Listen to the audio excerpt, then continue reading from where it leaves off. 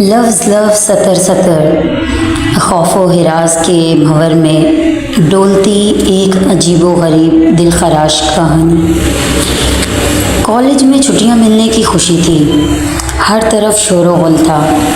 इनाया एक तरफ बैठी सोचों में गुम थी।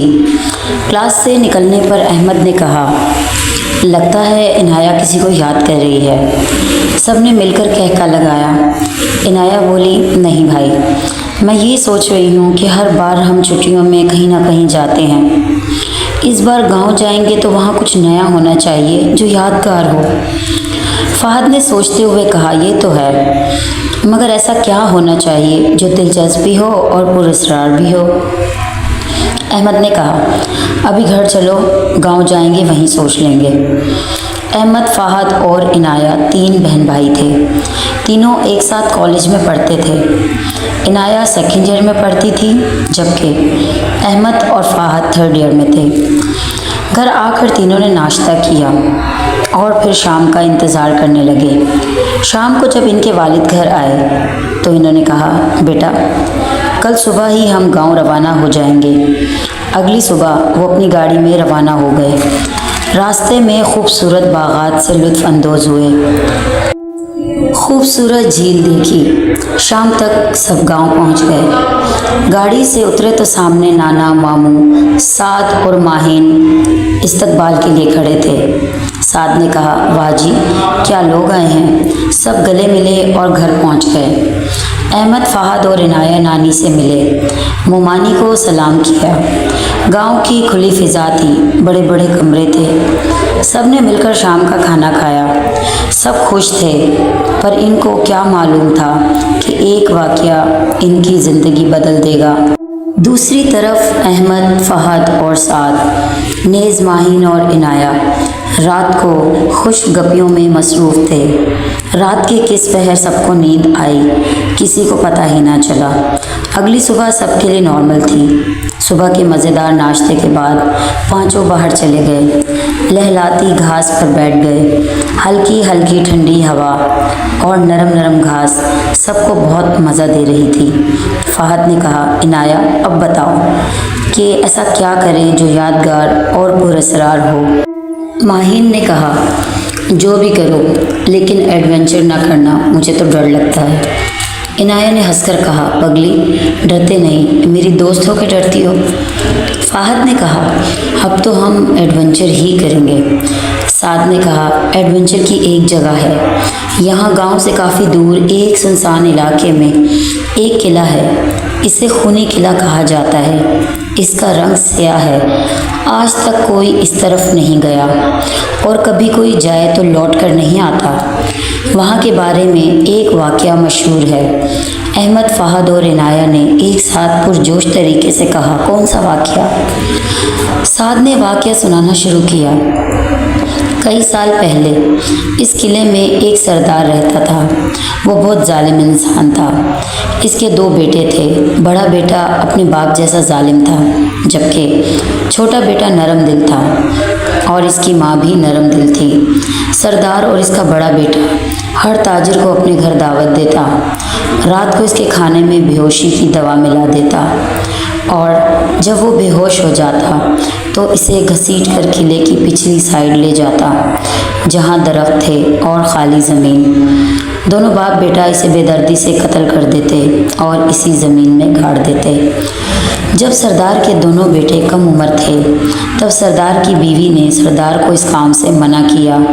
सरदार ने जब बीवी को राह में रुकावट बनते देखा तो इसे बंगले की पिछली साइड ले गया और इसके हाथ पांव बांध दिए और इसके हाथ पांव काट दिए। इसके मुंह पर कपड़ा बांध दिया ताकि वो चिल्ला न सके।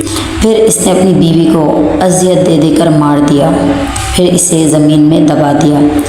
जब सरदार के दोनों बेटों को पता चला तो दोनों को बहुत दुख हुआ। सरदार ने माल का लालच दिया तो बड़ा बेटा इसके साथ मिल गया, जबकि छोटा बेटा एक रात चुपके से चला गया, फिर कभी लौट कर नहीं आया। آہستہ آہستہ یہ بات پھیل گئی، لوگوں میں خوف و ہراس پھیل گیا، لوگ آہستہ آہستہ وہاں سے جانے لگے۔ اگر کوئی بچہ سردار کے بیٹے سے لڑتا تو سردار کا بیٹا اسے پکڑ کر قید کر لیتا۔ سردار تب تک اس بچے کو نہ چھوڑتا جب تک اس کا باپ منہ مانگی قیمت نہ دے دے۔ سردار کے تمام ملازم تک چھوڑ گئے اور وہ علاقہ بھی سنسان ہو گیا۔ سردار کو ایک خطرناک بیماری ہو گئی، اس کے جسم میں کیڑے پڑ گئے اور سردار کا بیٹا پاگل ہو گیا، دن رات چیختا چلاتا رہتا۔ کئی سالوں تک کسی نے وہاں کا رخ نہیں کیا اور پھر اس سردار اور اس کے بیٹے کا کچھ پتہ نہ چل سکا۔ اب بھی وہاں ہر طرف اندھیرا رہتا ہے، خون کے تازہ نشان نظر آتے ہیں۔ جو وہاں جاتا ہے کبھی لوٹ کر نہیں آتا کیونکہ وہاں مظلوموں کی بد دعائیں ہیں۔ احمد نے کہا ہمیں جانا چاہیے، صرف ایک رات گزارنے کے لیے، تاکہ ہم وہاں کی اصلیت جان سکیں۔ ماہین نے کہا نہیں، دیکھو جو وہاں جاتا ہے کبھی لوٹ کر نہیں آتا۔ فہد نے ہنستے ہوئے کہا چلو ہم ان سب کو لے آئیں گے جو کبھی لوٹ کر نہیں آئے۔ سب ہنسنے لگے۔ احمد نے کہا ہم دن کو جائیں گے اور قلعے کا جائزہ لیں گے اور اس کے مطابق شوٹنگ کا سامان لے آئیں گے، پھر شوٹنگ کریں گے۔ پانچوں نے ایک دوسرے کے ہاتھ پر ہاتھ رکھا، پورا ساتھ دینے کا وعدہ کیا۔ ماہین نے کہا میں اپنے والیٹ میں چھوٹا قرآن پاک لے جاؤں گی۔ کچھ دیر بعد وہ اپنی کار میں بیٹھ کر قلعے کی طرف جا رہے تھے۔ کچھ دور جانے کے بعد وہ علاقہ شروع ہو گیا۔ ہر طرف ٹوٹے پھوٹے مکان تھے، علاقہ بالکل سنسان تھا، دن میں بھی وہاں کوئی نہ تھا۔ دور ایک کنواں نظر آیا، اس کے اوپر جا کر دیکھا تو وہ سوکھا ہوا تھا۔ اس کے ایک طرف دور ایک قبرستان نظر آیا، اس کے قریب جا کر دیکھا تو سب حیران رہ گئے۔ احمد نے سب کو آگے بڑھنے کو کہا، پھر کہا ہم گروپ بناتے ہیں، 2 گروپ، تاکہ ہم کم وقت میں زیادہ سے زیادہ دیکھ سکیں۔ سعد نے کہا میں اور فہد ساتھ ہوں گے، جبکہ احمد عنایہ اور ماہین کے ساتھ ہوگا، ٹھیک ہے نا؟ سب نے حامی بھری۔ سعد اور فہد سیدھی طرف چل دیے اور دوسری طرف ماہین، عنایہ اور احمد۔ ہر طرف پرانی تصویریں بنی ہوئی تھیں، جالے ہی جالے تھے، دھول مٹی اتنی زیادہ تھی کہ سب کو کھانسی آنے لگی۔ قلعہ جگہ جگہ سے ٹوٹا ہوا تھا، کھنڈر نما۔ سعد لائٹ گھما رہا تھا کہ اسے ایک طرف کوئی بیٹھا ہوا لگا۔ سعد تیزی سے اس طرف بڑھا لیکن وہاں کچھ نہ تھا۔ اچانک ایک دھم کی آواز ہوئی جیسے کچھ گرا ہو۔ احمد اس کی آواز کی سمت بھاگا۔ یہ دیکھ کر احمد کے اندر ایک خوف سرایت کر گیا کہ جو مین دروازہ وہ سب کھول کے آئے تھے وہ بند تھا۔ احمد خود کو سنبھالتا ہوا واپس آیا۔ ماہین اور عنایہ ساتھ ساتھ چل رہی تھی کہ عنایہ کو دور کچھ پڑا دکھائی دیا۔ عنایہ اس طرف بڑھ گئی اور ماہین اس کے پیچھے آ گئی۔ عنایہ نے دیکھا کہ ایک خوبصورت گڑیا پڑی تھی۔ عنایہ نے خوشی سے وہ گڑیا اٹھا کر کہا دیکھو ماہین کتنی پیاری گڑیا ہے، میں اسے رکھ لیتی ہوں۔ ماہین نے کہا عنایہ پلیز اسے پھینک دو، یہ کچھ ٹھیک نہیں لگ رہا۔ عنایہ نے ہنستے ہوئے کہا پاگل لڑکی تم اتنا بھی نہ ڈرو۔ عنایہ نے وہ گڑیا اپنے بیگ میں رکھ لی۔ فہد نے سعد کو کہا یہ دیکھو ایک دروازہ پچھلی طرف کھلتا ہے۔ دونوں پچھلی طرف چل دیے۔ وہ قلعے کی سنسان جگہ تھی، درخت بہت خوفناک لگ رہے تھے۔ آگے بڑھتے ہوئے اچانک فہد کسی چیز سے ٹکرایا۔ فہد نے نیچے دیکھا تو وہ بامشکل اپنی چیخ روک پایا کیونکہ وہ ایک انسانی کھوپڑی تھی۔ فہد نے واپسی بھاگنے کی کوشش کی لیکن اس کے پاؤں جیسے زمین سے چپک گئے ہوں۔ فہد نے اپنے ارد گرد دیکھا، اسے احساس ہوا کہ وہ یہاں اکیلا ہے۔ پھر ایک دم فہد کے کندھے پر کسی نے ہاتھ رکھا۔ چلتے چلتے عنایہ کے بیگ میں کھٹ پٹ کی آواز آنے لگی۔ ماہین نے کہا عنایہ دیکھو تمہارے بیگ میں کیا ہے جو ہل رہا ہے۔ عنایہ نے بیگ کندھے سے اتارا اور کھول کر جیسے ہی اندر دیکھا تو اس کے ہوش اڑ گئے۔ احمد واپس آیا تو اس جگہ عنایہ اور ماہین کو نہ پا کر انہیں آوازیں دیتے ہوئے تلاش کرنے لگا۔ اتنے بڑے قلعے میں دونوں کو تلاش کرنا کافی مشکل تھا۔ چلتے چلتے احمد کو ایک کمرے میں کوئی بیٹھا ہوا دکھائی دیا۔ احمد نے روشنی ایک طرف کی۔ احمد کو لگا عنایہ بال کھول کر گھٹنوں میں سر دیے بیٹھی ہے۔ احمد آگے بڑھنے لگا۔ عنایہ ایسے کیوں بیٹھی ہو؟ اور ماہین کہاں ہے؟ ایک دم اس نے سر اوپر اٹھایا۔ اسے دیکھتے ہی احمد کے رونگٹے کھڑے ہو گئے، کیونکہ وہ عنایہ نہیں تھی بلکہ ایک خوفناک شکل کی ڈائن تھی، جس کے چہرے پر بہت سی جھریاں تھیں، آنکھیں آدھے ناک تک اور سرخ تھیں، ناک نہیں تھا اور بغیر ہونٹ کے دانت گردن تک تھے۔ احمد بھاگنے لگا، لیکن اس ڈائن نے ہاتھ لمبا کیا اور احمد کی گردن پکڑ لی۔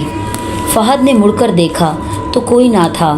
فہد نے اپنے کندھے پر دیکھا تو وہاں ہاتھ کے خون والے نشان تھے۔ پھر ایک دم فہد نے آیت الکرسی پڑھنا شروع کر دی۔ ابھی تھوڑی ہی پڑھی تھی کہ فہد کے پاؤں چھوٹ گئے۔ فہد بھاگا، لیکن اس نے آیت الکرسی پڑھنا چھوڑ دی۔ پھر ایک دم فہد دھڑام سے گرا۔ فہد کو اپنے اوپر وزن محسوس ہوا، اس کا دم گھٹنے لگا۔ فہد نے بامشکل آیت الکرسی پھر سے پڑھنا شروع کر دی۔ ایک دم وزن ہٹ گیا۔ فہد نے ورد جاری رکھتے ہوئے دوڑ لگا دی۔ اندر آ کر اس نے ساتھ کو آوازیں لگانا شروع کر دی۔ بیگ کے اندر جو گوشت تھا، اس کا شاپر پھٹا پڑا تھا، گوشت غائب تھا، جبکہ اس گڑیا کا منہ خون سے بھرا ہوا تھا اور اس کی گردن کافی لمبی ہو چکی تھی۔ عنایہ نے گڑیا پھینک دی۔ خوف کے مارے دونوں کا برا حال تھا۔ عنایہ اور ماہین جلدی سے دوسری طرف بھاگی۔ احمد کو اپنے بچنے کی امید نظر نہ آئی، لیکن ایک دم وہ ڈائن غائب ہو گئی۔ احمد نے خوفزدہ نظروں سے ارد گرد دیکھا۔ اسے فہد آتا دکھائی دیا۔ دونوں ابھی ٹھہرے ہی تھے کہ ایک چیخ سنائی دی۔ دونوں ایک سمت میں بھاگے، دونوں آواز کی سمت میں بھاگے، لیکن اب ہر طرف خاموشی تھی۔ فہد نے کہا، احمد تم یہاں ہو تو عنایہ اور ماہین کہاں ہیں؟ اور ساتھ بھی نہیں مل رہا، کیا کریں؟ بھاگتے بھاگتے دونوں کا سانس پھول گیا۔ عنایہ نے کہا، ہم کچھ دیر رک جاتے ہیں۔ دونوں بیٹھ گئیں۔ کچھ ہی دیر بعد پھر سے عنایہ کے بیگ سے کھٹ پٹ کی آواز آنے لگی۔ عنایہ نے بیگ کھول کر دیکھا تو عنایہ نے بیگ پھینکا اور زوردار چیخ مار کر بے ہوش ہو گئی، کیونکہ بیگ کا منظر ہی اتنا خوفناک تھا۔ وہ گڑیا پھر سے بیگ کے اندر تھی۔ اس بار اس کی زبان لٹکی ہوئی تھی اور چہرے پر سارا خون تھا اور آنکھیں غائب تھیں۔ ماہین خوف سے کانپتے ہوئے عنایہ کو اٹھانے لگی تو ماہین کو دوسرے کمرے میں سعد نظر آیا۔ وہ سعد کو مدد کے لیے بلانے گئی تو جیسے ہی وہ کمرے میں پہنچی، کمرے کا دروازہ خود بخود بند ہو گیا، لیکن سعد وہاں موجود نہ تھا۔ اچانک فہد اور احمد کو دور سے عنایہ بے ہوش نظر آئی۔ فہد نے کہا، وہ دیکھو عنایہ بے ہوش ہے۔ دونوں عنایہ کے پاس پہنچے اور اس پر پانی چھڑکا تو وہ ہوش میں آ گئی۔ احمد نے عنایہ کی حالت دیکھتے ہوئے کچھ نہ پوچھا اور فہد کو کہا، تم عنایہ کو سہارا دو، میں سعد اور ماہین کو ڈھونڈتا ہوں۔ ماہین کمرے میں ادھر ادھر دیکھنے لگی۔ کمرے کا ماحول نہایت بوسیدہ تھا۔ ایک پرانا بیڈ پڑا تھا جو دھول مٹی سے بھرا ہوا تھا۔ اس کے ساتھ دیوار پر لکھا تھا۔ ماہین نے یہ تحریر پڑھی اور لرز کر دوڑ گئی۔ چونکہ اس کے پاس قرآن پاک تھا، اس لیے اسے اب تک کسی نے نقصان نہیں پہنچایا تھا، بس ڈرانے کی کوشش کی گئی تھی۔ ماہین نے دروازے کو زور لگا کر کھولا۔ اچانک ماہین کو لگا کہ اس بیڈ پر کوئی بیٹھا ہے جس کا سر نہیں ہے اور آہستہ آہستہ اس کا قد بڑھ رہا ہے۔ ماہین نے ڈرتے ڈرتے پیچھے دیکھا تو پیچھے ایک دل دہلا دینے والا منظر تھا۔ ایک آدمی دوسرے آدمی کا سر، ہاتھ اور پاؤں کاٹ رہا تھا اور اس کا خون پی رہا تھا۔ ماہین نے چیخ مار دی اور دروازے کو پیٹنے لگی۔ اس کا سانس پھول رہا تھا۔ پھر ایک دم اس کے کانوں سے ایک گرجدار آواز ٹکرائی، اپنے بیگ سے وہ نکال دو، پھر ہم تمہیں کچھ نہیں کہیں گے۔ ماہین سمجھ گئی کہ یہ جو بھی ہے قرآن پاک کی وجہ سے اس کو نقصان نہیں دے رہا، لیکن ڈرانے کی کوشش کر رہا ہے۔ ابھی تینوں تھوڑا آگے گئے تھے کہ انہیں ایک بند کمرے کے دروازے میں پیٹنے کی آواز آئی۔ پھر اچانک وہ دروازہ کھل گیا اور ماہین حواس باختہ بھاگتی ہوئی گری۔ عنایہ نے اسے اٹھایا اور پانی پلایا۔ احمد نے کہا تم کیسے باہر آئیں؟ ماہین نے کہا مجھے قرآن پاک نے بچا لیا، میں نے جیسے ہی قرآن پاک کھولا تو وہ بلائیں غائب ہو گئیں اور دروازہ اپنے آپ کھل گیا۔ فہد نے کہا اب سعد کہاں ہے؟ اس کی اب تک کوئی آواز بھی نہیں آئی، آخر وہ کہاں ہو سکتا ہے؟ کیا ہم اسے ڈھونڈ پائیں گے؟ فہد کے پچھلے دروازے کے پار جاتے ہی سعد جیسے ہی فہد کے ساتھ جانے لگا، سعد کو دور کچھ چمکتا ہوا دکھائی دیا۔ سعد نے سوچا اگر فہد کو کہا تو وہ نہیں مانے گا، میں اکیلا ہی چلا جاتا ہوں، آخر اس اندھیرے میں وہ چمکتی ہوئی چیز کیا ہو سکتی ہے؟ سعد اس سمت گیا تو اب اسے کچھ دکھائی نہ دیا۔ سعد ایک کمرے میں گیا تو اس کمرے کے اندر ایک دروازہ تھا، وہاں سے ہلکی چمک دکھائی دی۔ سعد اس کے اندر داخل ہوا، وہاں ایک آئینہ تھا۔ سعد حیران ہوا کیونکہ اس کمرے میں ایک آئینے کے علاوہ کچھ بھی نہ تھا۔ سعد نے غور سے اس آئینے کو دیکھا تو سعد کو اپنی آنکھوں پر یقین ہی نہ آیا، کیونکہ اس آئینے میں ایک لڑکی پیٹ کھیے دکھائی دی جس کے ہاتھ میں گڑیا تھی۔ سعد نے حیرانی سے اس آئینے پر ہاتھ مارا تو سعد کو حیرت کا جھٹکا لگا کیونکہ اس کا ہاتھ آئینے کے آر پار ہو گیا۔ سعد نے اپنے قدم آگے بڑھائے تو آئینے میں سیڑھیاں ظاہر ہوئیں جو نیچے کی طرف جاتی تھیں، ارد گرد مکمل اندھیرا تھا۔ سعد سیڑھیوں سے ہوتا ہوا نیچے کی طرف جا رہا تھا، نیچے ایک تہخانہ تھا۔ سعد نیچے آیا تو اندھیرے میں سعد کو وہی لڑکی پیٹ کیے نظر آئی، اس کے ہاتھ میں گڑیا تھی۔ سعد نے کہا تم کون ہو؟ دوسری بار پوچھنے پر اس لڑکی نے گردن گھما کر سعد کی طرف کی، اس کی آنکھیں، ناک، ہونٹ بھی کچھ نہیں تھا، صرف خالی حصہ تھا جس پر خون ہی خون تھا اور وہ پچھن پھیلی تھی۔ یہ دیکھتے ہی سعد کا اوپر کا سانس اوپر اور نیچے کا نیچے ہی رہ گیا۔ سعد نے بھاگنا چاہا لیکن اس کے قدم نہ ہلے۔ سعد نے چیخنا چاہا لیکن آواز پھنس گئی۔ خوف کی وجہ سے سعد پسینے سے شرابور تھا۔ ایک دم اس پچھل پہری نے اپنا سر اپنے ہاتھ میں لے لیا، اس کی گردن سے خون بہنے لگا۔ اس نے ایک ہاتھ سے اپنا سر اوپر کیا اور اس کے خوفناک چہرے سے 2 دانت باہر نکلے جو سارا خون پی گئے۔ سعد خوف سے لرز اٹھا، پھر اس پچھل پہری نے سعد کو زور سے دیوار پر دے مارا۔ احمد نے کہا ہم مل کر اسے ہر جگہ تلاش کرتے ہیں۔ اچانک ایک دل خراش چیخ سنائی دی، سب اسی طرف بھاگے۔ ایک بار پھر زوردار چیخ سنائی دی، سب حواس باختہ اسی طرف بھاگے۔ آگے ایک کمرے میں تہخانے کی سیڑھیاں نظر آئیں، سب نے ہاتھ پکڑا اور اسی طرف چل پڑے۔ نیچے کا منظر بہت ہولناک تھا۔ وہ ایک پچھل پہری جس کا سر کٹا ہوا اس کے ہاتھ میں ہی تھا، وہ سعد کے سر سے بہتا خون پی رہی تھی۔ بر وقت چاروں نے اپنے خوف پر قابو پاتے ہوئے آیت الکرسی پڑھنا شروع کر دی۔ جیسے ہی آواز گونجی وہ چڑیل غائب ہو گئی۔ سعد زخمی تھا، چاروں اسے لے کر اوپر آ گئے۔ سعد کی مرم پٹی کرنے کے بعد وہ اٹھنے کے قابل ہو گیا۔ احمد نے کہا ہمیں اس قلعے سے واپس جانا ہوگا۔ پانچوں نے زور لگایا لیکن دروازہ نہ کھلا۔ اچانک ہر طرف سرخ روشنی پھیل گئی اور کہکے گونجنے لگے، تم یہاں سے کبھی نہیں جا سکو گے، یہاں مظلوموں کی بد دعا ہے، جو بھی یہاں آتا ہے وہ اس بد دعا کا شکار ہو جاتا ہے۔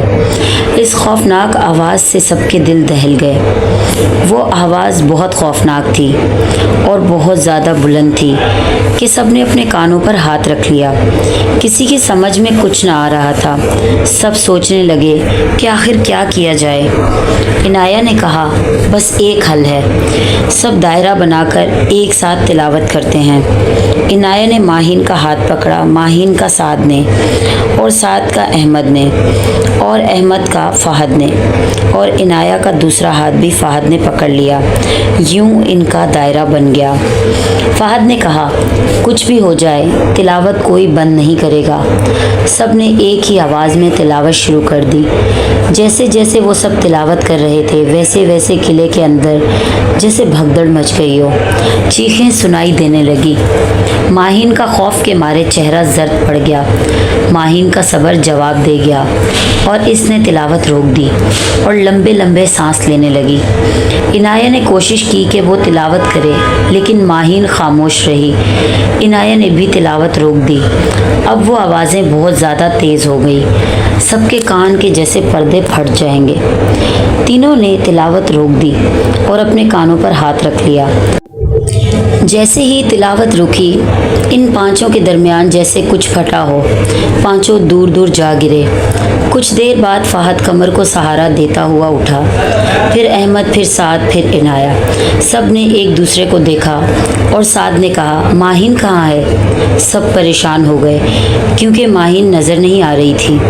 अचानक अहमद ने कहा, वो देखो, माहिन सीढ़ियों पर चढ़ रही है, ऊपर जा रही है। सब ने माहिन के पीछे आवाज़ें दी, मगर माहिन खामोशी से ऊपर की तरफ जा रही थी। सब हैरान थे कि कुरान पाक के होते हुए माहिन कैसे ऊपर जा रही है, इसे क्या हुआ। सब माहिन के पीछे भागे, माहिन को आवाज़ें दी, मगर माहिन बिना कुछ जवाब दिए छत पर चली गई। इसके पीछे चारों पहुंच गए। सब हैरान थे कि इसे क्या हो गया।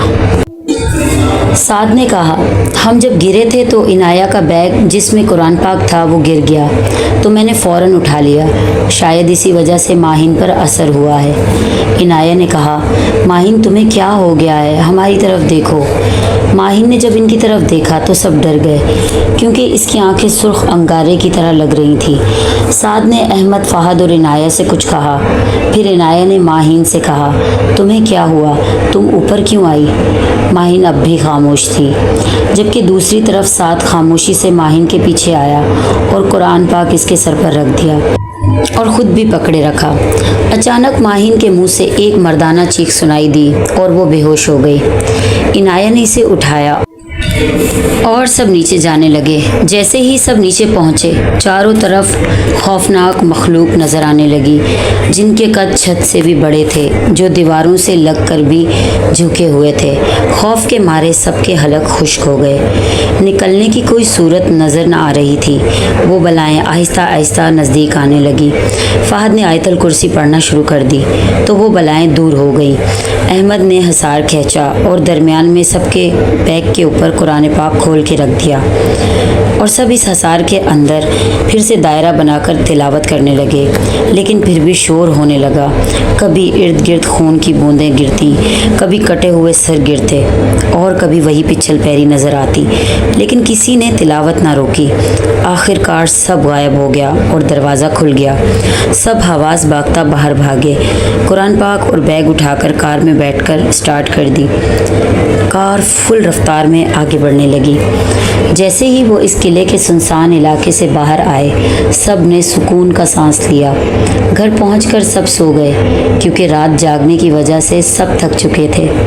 अगली सुबह देर से जागे। खाना खाकर सब चुपचाप बैठे थे।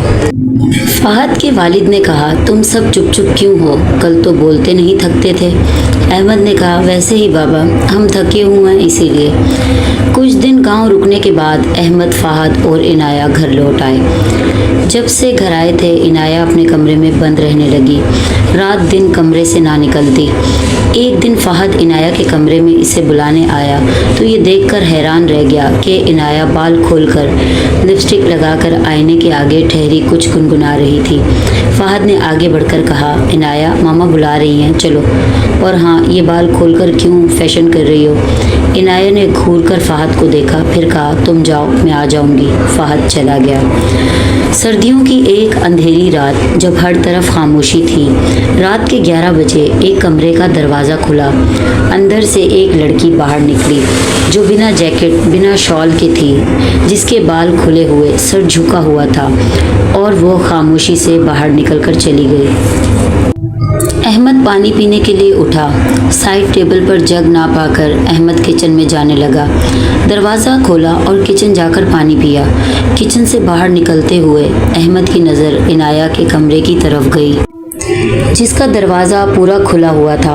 अंदर अंधेरा था। अहमद इनाया को आवाज़ें देता इसके कमरे की तरफ बढ़ा। इनाया, तुम्हें सर्दी नहीं लगती और तुम्हारे कमरे का दरवाज़ा क्यों खुला है? احمد نے لائٹ آن کی تو اس کی حیرت کی انتہا نہ رہی کیونکہ بیڈ خالی تھا۔ عنایہ کی جیکٹ شال سب گرا ہوا تھا۔ احمد باہر بھاگا اور فہد کو اٹھایا۔ دونوں نے والدین کو اٹھایا۔ سب نے پورا گھر چھان مارا لیکن عنایہ کا کچھ پتہ نہ چل سکا۔ پریشانی سے سب سر پکڑ کر بیٹھ گئے، پھر باہر ڈھونڈنے نکل پڑے۔ عنایہ کی والدہ رونے لگی۔ کچھ دیر بعد ماہین کی والدہ کی کال آ گئی۔ عنایہ کی والدہ نے کہا، کیا ہوا بھابھی، اس ٹائم کیسے فون کیا؟ ماہین کی والدہ نے روتے ہوئے کہا، ماہین نہیں مل رہی، رات کو دیکھا تو غائب تھی، اس کے کمرے کا دروازہ بھی کھلا تھا۔ عنایہ کی والدہ نے حیرت سے کہا، عنایہ بھی نہیں مل رہی؟ دونوں پریشان ہو گئیں۔ پوری رات سب پریشان بیٹھے تھے، کسی کی سمجھ میں کچھ نہ آ رہا تھا۔ آخر کار فجر کی اذان سے کچھ دیر پہلے احمد، فہد اور ان کے والد نماز پڑھنے مسجد چلے گئے۔ عنایہ کی والدہ رو رو کر دعا کرنے لگی۔ دعا کرنے کے بعد وہ جائے نماز سے اٹھی اور عنایہ کے کمرے میں چلی گئیں۔ سامنے کا منظر دیکھ کر عنایہ کی والدہ ٹھٹک گئیں کیونکہ عنایہ بستر میں تھی۔ اتنے میں احمد، فہد اور ان کے والد گھر میں داخل ہوئے۔ عنایہ کو موجود پا کر سب حیران تھے۔ عنایہ کے والد نے چیک کیا تو عنایہ بخار سے تپ رہی تھی۔ اگلے ایک ہفتے بعد عنایہ ٹھیک ہو چکی تھی۔ اب کالج بھی کھل گئے تھے۔ آج چھٹیوں کے بعد پہلا دن تھا۔ سب باتوں میں لگے تھے لیکن عنایہ خاموش تھی۔ وہ سر جھکائے بالکل خاموش بیٹھی تھی۔ عنایہ کے دوست شازیہ نے کہا، عنایہ چھٹیوں کے بعد اتنی خاموش کیوں ہو؟ لیکن عنایہ نے کوئی جواب نہ دیا۔ شازیہ نے عنایہ کو ہلایا۔ او عنایہ، بتا تو صحیح ہوا کیا؟ تم تو خاموش رہتی ہی نہیں تھی۔ لیکن عنایہ مسلسل خاموش تھی۔ اتنے میں کلاس ٹیچر آ گئے۔ لیکچر شروع ہو گیا۔ چھٹی کے بعد سب باہر جانے لگے تو عنایہ نے شازیہ سے بس اتنا کہا، اپنی اوقات میں رہو، مجھ سے بات کرنے کی کوشش مت کرنا۔ عنایہ نے اتنے خوفناک انداز سے کہا تھا کہ شازیہ ڈر گئی۔ اگلے دن شازیہ نے احمد اور فہد کو عنایہ کا انداز بتایا۔ دونوں پریشان تھے۔ گھر آ کر فہد نے کہا، عنایہ کوئی پریشانی ہے تو بتاؤ، تم اپنی دوست سے بھی بات نہیں کرتی۔ عنایہ فہد کو گھورتے ہوئے اپنے کمرے میں چلی گئی۔ آہستہ آہستہ عنایہ کی طبیعت زیادہ بگڑنے لگی۔ وہ روزانہ رات کو غائب ہو جاتی اور صبح موجود ہوتی۔ وہ سوکھ کر کانٹا ہو چکی تھی۔ عنایہ کے والدین نے ہر جگہ علاج کروا لیا مگر کچھ بھی فرق نہ پڑا۔ ماہین کو دورے ہونے لگے تھے۔ وہ چیختی اور روتی رہتی اور وہ بھی رات کو غائب ہو جایا کرتی تھی۔ اس کے علاج کے لیے سب شہر آ گئے تھے۔ ڈاکٹر نے ماہین کو دماغی مریض کہہ کر شہر کے اسپتال بھیج دیا۔ اسپتال سے ماہین کے والد نے عنایہ کی والدہ کو کال کی اور ان کو گھر آمد کا بتایا۔ پھر وہ عنایہ کے گھر رکنے آ گئے۔ آج پہلی رات تھی۔ ماہین کو عنایہ کے کمرے میں بھیج دیا گیا۔ سب نے ایک مشورہ کیا کہ آج رات دونوں کی نگرانی کی جائے۔ آدھے لوگ سوئیں گے اور آدھے جاگیں گے۔ ایسے کرتے کرتے رات کے 11 بج گئے تھے۔ اس ٹائم فہد، احمد اور سعد نگرانی کر رہے تھے۔ جیسے ہی 11 بجے ایک دم سے دروازہ کھلا اور پہلے ماہین پھر عنایہ بال کھولے، لال لپسٹک لگائے، شال اور جیکٹ کے بغیر سر جھکائے باہر نکلی۔ سعد نے آہستہ سے کہا، ان کو پکڑیں۔ احمد نے روک دیا کہ دیکھو کہاں جاتی ہیں۔ سب دیکھنے لگے کہ آخر یہ کہاں جاتی ہیں۔ وہ باہر جانے والے دروازے کے سامنے رکی تو بند دروازہ خود بخود کھل گیا۔ وہ باہر گئیں تو فوراً بند ہو گیا۔ احمد نے کہا، اب چلو ان کا پیچھا کرتے ہیں۔ تینوں نے آہستہ سے دروازہ کھولا اور چھپ کر پیچھا کرنے لگے۔ ماہین اور عنایہ تیز تیز چلتی جا رہی تھی۔ کچھ دور جا کر دونوں ایک دم غائب ہو گئیں۔ احمد، فہد اور سعد حواس باختہ ہو گئے۔ ڈھونڈتے ڈھونڈتے جب تینوں تھک گئے تو واپس مڑے۔ دروازے کے پاس پہنچے تو دروازہ اندر سے بند تھا۔ سعد نے کہا، جب ہم آئے تھے تو ہم نے دروازہ باہر سے بند کیا تھا، اب یہ کیسے ہو سکتا ہے؟ اچانک تینوں کو اپنے پیچھے کچھ گزرتے ہوئے محسوس ہوا۔ جب پیچھے مڑ کر دیکھا تو وہاں کچھ نہ تھا۔ فہد نے ڈرتے ہوئے کہا، کیا اب ہم ایسے ہی پوری رات گزاریں؟ میں تو موبائل بھی نہیں لایا۔ سعد نے کہا، میں موبائل لایا ہوں، کال کرتے ہیں۔ 3 کالز کرنے پر سعد کے والد نے کال اٹھائی تو سعد نے کہا، بابا ہم باہر ٹھہرے ہیں، دروازہ کھولیں۔ سعد کے والد نے حیرانی سے پوچھا، तुम बाहर कैसे पहुँचे? साद ने कहा, बाबा अंदर आकर बताएंगे, आप दरवाज़ा तो खोलें। साद के वालिद ने दरवाज़ा खोल दिया। अंदर आकर तीनों ने तमाम वाक़या कह सुनाया। सब बहुत ज़्यादा परेशान हुए कि अब क्या करें। सुबह जब देखा तो दोनों सोई थीं और बुखार से तप रही थी। माहीन और इनाया को अस्पताल ले जाया गया। 2 दिन बाद इनका बुखार कुछ कम हुआ और वो फिर से गुमसुम रहने लगी। अहमद और साद, कहाँ हो तुम दोनों? जैन मिलने आया है तुमसे। फहद ये कहते हुए दोनों को तलाश करने लगा। तलाश करते करते जैसे ही वो छत पर गया तो जैसे इसकी सांस रुक गई हो, क्योंकि इनाया और माहीन एक गोश्त के लोथड़े पर लड़ रही थी। वो गोश्त का लोथड़ा खून आलूद था, जबकि माहीन और इनाया इसे खींचते हुए घुरा रही थी। फहद ने उल्टे कदमों भागना चाहा, लेकिन इसी लम्हे दोनों ने इसे देखा। इनकी आंखें लाल शोला जर्दा हो रही थी और मुंह पर खून लगा था। वो दोनों घुराते हुए फहद के पीछे दौड़ी। फहद को लगा कि वो इसे कच्चा चबा जाएंगी। फहद तेज़ी से भागा, लेकिन इसी लम्हे आखिरी सीढ़ी से 2 सीढ़ियाँ पहले फहद का पाँव फिसला और वो धड़ाम से गिर गया और वहीं बेहोश हो गया। साद और अहमद बाहर से कुछ सामान ला रहे थे कि इनको जैन की कॉल आ गई। जैन ने कहा, यारो मैं कब से तुम्हारे घर के सामने ठहरा तुम्हारा इंतज़ार कर रहा हूँ। फहद को कहा कि तुम दोनों को बुला लाए, लेकिन वो भी नहीं आया वापस। अहमद ने कहा, चलो हम घर आते हैं, तुम रुको। वो घर पहुँचे और साद फहद को बुलाने गया। फहद गिरा हुआ बेहोश पड़ा था। साद ने इसे उठाया और होश दिलाया। होश में आने के बाद फहद गुमसुम था। जैन, साद और अहमद ने इसे बहुत कोशिश की हंसाने की, लेकिन वो खामोशी से बैठा रहा। 2 घंटे दवाई के बाद आराम करने के बाद फहद बोलने लगा था, लेकिन वो अब भी खौफज़दा था। फहद ने कहा, मैं तुम्हें बताना चाहता हूँ कि मेरे साथ क्या हुआ, लेकिन मुझे कोई नादीदा चीज़ रोक देती है। जैन ने हंसते हुए कहा, यार तुम भी ना, ये जिन भूत अपनी दुनिया में होते हैं वो हमें क्यों तंग करने लगे भला? तुम तो हो ही डरपोक। दरवाजे की बेल बजने पर अहमद उठकर दरवाजे पर गया। एक साथ वाले हमसाये ने कहा, तुम लोगों के घर से रात को खौफनाक गुर्राने की आवाज़ें आती हैं। तुम्हारे घर कोई आसेब है तो इसे निकालो, हमारी ज़िंदगी ख़राब ना करो, हमारे बच्चे डर जाते हैं। ये कहकर हमसाया चलता बना। अहमद परेशान सा घर के अंदर दाखिल हुआ और तमाम अहवाल सबको बता दिया। अहमद के वालिद ने कहा, हमें किसी आमिल को बुलाना चाहिए। हम इन दोनों के इलाज पर काफ़ी पैसा लगा चुके हैं, लेकिन कोई फ़र्क नहीं लग रहा। सब बातों में मसरूफ़ थे कि अचानक गुर्राने की आवाज़ें आने लगी।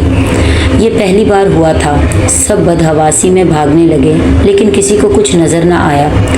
सबकी राय से ये तय पाया गया कि अचानक इनाया और माहीन के कमरे में देखा जाए। सब इनाया और माहीन के कमरे के बाहर ठहरे थे। थोड़ी देर बाद अचानक से ही फहद, अहमद और साद ने दरवाज़ा खोला, जो सबसे आगे थे। सामने का मंजर काफ़ी हैरत अंगेज़ था। माहीन बिस्तर में लेटी छुप गई और घूर रही थी, जबकि इनाया फर्श को चाटने में मसरूफ़ थी। अहमद ने जाते ही इनाया को पकड़ा और कहा, इनाया तुम्हें क्या हो गया? इनाया ने एक हाथ का झटका दिया तो अहमद दूर जा गिरा। साद ने माहीन को हिलाया, बस माहीन ने एक खौफनाक नज़र डाली। साद भी दूर जा गिरा। अब तो सबके होश उड़ गए। सब बाहर की तरफ भागने लगे। दरवाज़ा बाहर से लॉक कर दिया गया। सब डर के मारे एक कमरे में जा छुपे। परेशानी से सबका बुरा हाल था। पूरी रात सबने जागते हुए गुजार दी।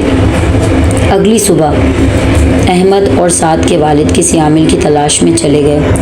दोपहर के करीब वो आमिल आया और इसने पूरे घर का जायज़ा लेने के बाद, यहाँ बहुत ख़तरनाक आसेब है, तुम लोग मेरे आस्थाने पर आना।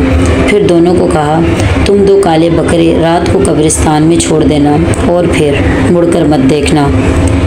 रात होते ही साद और फहद के वालिद ने 2 काले बकरे ख़रीद कर कब्रिस्तान में छोड़ दिए। अगले दिन वो सब इस आमिल के आस्थाने पर रवाना हो गए। 2 गाड़ियों में सब मौजूद थे।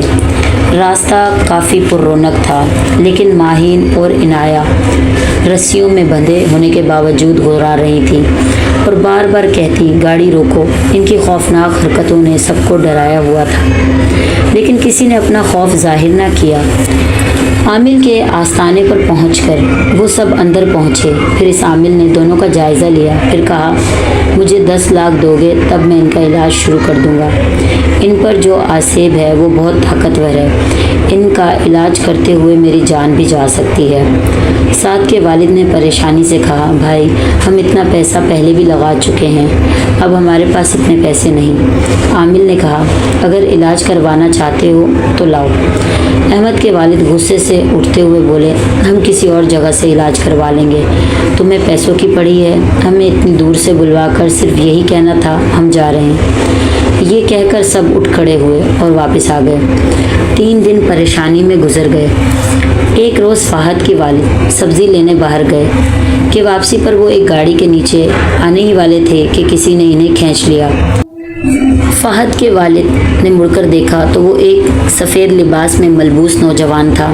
اس نے بہت نرمی سے کہا آپ پریشان لگ رہے ہیں، آئیے بیٹھ کر بات کرتے ہیں۔ وہ عالم دین تھے، ان کا نام عادل تھا۔ عالم صاحب نے یہ سن کر کہا ہم آج چلتے ہیں، پہلے میں آپ کے گھر کا جائزہ لوں گا، پھر دیکھتے ہیں آگے کیا کرنا ہے۔ آپ خواتین کو پردہ کروا لیں اور بچیوں کو رسی سے باندھ کر ان پر چادر ڈال دیں۔ عالم صاحب کے کہنے کے مطابق عمل کیا گیا۔ عامل صاحب گھر میں داخل ہوئے، وہ سر جھکائے کچھ پڑھتے جا رہے تھے۔ عالم صاحب نے ہر کمرے کا جائزہ لیا، آخر میں عنایہ کے کمرے کی طرف گئے۔ جیسے ہی عالم صاحب نے دروازے پر قدم رکھا ایک دم بجلی کے جھٹکے کی طرح پیچھے ہٹے۔ عنایہ اور ماہین کہکے لگانے لگی۔ عالم صاحب پیچھے مڑے اور کہا احمد، فہد اور سعد میں نے آپ لوگوں سے کچھ پوچھنا ہے۔ احمد نے کہا جی عالم صاحب پوچھیے۔ عالم صاحب نے کہا کیا تم لوگ کسی ایسی جگہ گئے تھے جو ویران ہو؟ احمد نے سوچتے ہوئے عالم صاحب کو سیاہ خونی قلعے کا تمام واقعہ کہہ سنایا، جس کو سننے کے بعد عالم صاحب نے کہا ہم کل عصر کو اس قلعے کی طرف روانہ ہوں گے، آپ تینوں یہ بچیاں اور ان دونوں کے والد بھی ساتھ جائیں گے، جبکہ میں گھر پر دم کروں گا، خواتین کو کوئی نقصان نہیں ہوگا۔ اگلے دن ایک وین کرائے پر لی گئی اور اس میں پہلے ہی ماہین اور عنایہ کو نیند کی حالت میں سیٹوں سے باندھ دیا گیا۔ جیسے ہی ان کو باندھا گیا دونوں اٹھ گئیں اور چیخنے لگیں۔ عالم صاحب بھی آ چکے تھے، ڈرائیونگ سیٹ پر فہد تھا، باقی سب پیچھے تھے۔ فہد کے ساتھ عالم صاحب تھے۔ ابھی آدھا سفر طے ہوا تھا کہ وین رک گئی۔ سعد نے اتر کر ہر چیز چیک کی لیکن وین بالکل ٹھیک تھی۔ اسی لمحے دونوں ہنسنے لگیں۔ عنایہ نے غراتے ہوئے کہا جو کرنا ہے کر لو، یہ وین نہیں چلے گی۔ عالم صاحب نے مسلسل ورد کرتے ہوئے کہا چلاؤ۔ فہد نے وین سٹارٹ کی تو وہ چل گئی۔ ماہین اور عنایہ چلانے لگی روکو روکو، اس عادل کو باہر پھینکو، پھر ہم جائیں گے خود۔ لیکن کسی نے ان کی ایک نہ سنی اور قلعے کے آگے پہنچ گئے۔ اب بھی اسی طرح رات ہو چکی تھی اور اب وہ قلعہ زیادہ خوفناک لگ رہا تھا۔ سعد، فہد اور احمد کی آنکھوں میں وہ خوفناک واقعات گھوم گئے جو پچھلی بار آنے پر ہوئے تھے۔ سب عالم صاحب کے پیچھے پیچھے قلعے کے اندر داخل ہو گئے۔ قلعے کے درمیان عالم صاحب نے ایک حصار بنایا اور اس میں سب کو بٹھا دیا۔ عنایہ اور ماہین کو ایک سائیڈ حصار کے باہر بٹھا دیا گیا۔ اب عالم صاحب نے عمل شروع کیا۔ جیسے جیسے وہ ورد کرتے جا رہے تھے ویسے ویسے ہر طرف چیخیں بلند ہونے لگیں، اور پھر اچانک ہی عنایہ نے رسیوں کو توڑ کر بھاگنا چاہا لیکن عالم صاحب نے ایک کاغذ اس پر پھینکا۔ عنایہ گر گئی اور تڑپنے لگی۔ ماہین نے گھور کر عالم صاحب کو دیکھا اور پھر چیخنے لگی اور اس کے منہ سے ایک مردانہ آواز نکلی چھوڑ دو مجھے، ان لوگوں نے یہاں آ کر بہت بڑی غلطی کر دی، میں ان سب کو مار دیتا لیکن ان لڑکوں نے تعویذ پہنے تھے، ان لڑکیوں کو میں زندہ جلا دوں گا۔ عالم صاحب نے کہا ان بچیوں کی جان چھوڑ دو ورنہ یہ قلعہ بھی تباہ ہو جائے گا۔ ماہین کی آنکھیں شعلہ بار ہو گئیں اور وہ غصے سے کہنے لگی نہیں چھوڑوں گا، نہیں چھوڑوں گا، میں سب کو مار دوں گا، ان کا خون پی جاؤں گا کیونکہ مجھے پیاس لگی ہے۔ پھر ماہین اور عنایہ اپنی کلائی پر کاٹ کر خون چوسنے لگی۔ عالم صاحب نے اپنے بیگ سے ایک بزرگ کی چادر نکال کر دونوں پر ڈال دی۔ ایک دم پورا قلعہ چیخوں سے گونج اٹھا۔ ہر طرف خود بخود خون بہنے لگا اور قلعہ مزید سیاہ پڑنے لگا۔ عالم صاحب نے کہا، ان بچیوں کو ان کے والد اس چادر سمیت وین میں لے چلو اور سب بھی بھاگو یہاں سے۔ سب تیزی سے وین میں بیٹھ گئے۔ تمام شیشے بند کر دیے گئے۔ باہر سے کسی کے چلنے کی آوازیں آنے لگی اور شیشے پر خراشیں پڑنے لگی اور ایک دم وہ سیاہ قلعہ خون میں نہا گیا۔ عالم صاحب نے کہا، وین چلاؤ اور سب سے کہا آیت الکرسی پڑھنا شروع کر دو۔ وین تیزی سے چلنے لگی۔ سخت سردی میں بھی سب پسینے سے شرابور تھے۔ صبح فجر کی اذان سے کچھ پہلے سب گھر پہنچ گئے۔ ماہین اور عنایہ ابھی تک بے ہوش تھیں۔ عالم صاحب نے تعویذ بنا کر دیا اور کہا، یہ انہیں پہنا دو۔ کبھی یہ تعویذ مت اترنے دینا ورنہ وہ خوفناک بلائیں ان کو ہمیشہ کے لیے اس قلعے میں لے جائیں گی اور ان کو مار دیں گی۔ سعد کے والد نے کہا، آپ کا بہت شکریہ، آپ نے ہماری مدد کی۔ آپ نذرانہ کتنا لیں گے؟ عالم صاحب نے مسکراتے ہوئے کہا، میرا ایک ہی نذرانہ ہے اور وہ یہ کہ آپ تمام گھر والے 5 وقت کی نماز پڑھا کریں۔ یہ کہہ کر عالم صاحب چلے گئے۔ پھر کبھی ان کا پتہ نہ چلا وہ کہاں سے آئے تھے اور اب کہاں چلے گئے۔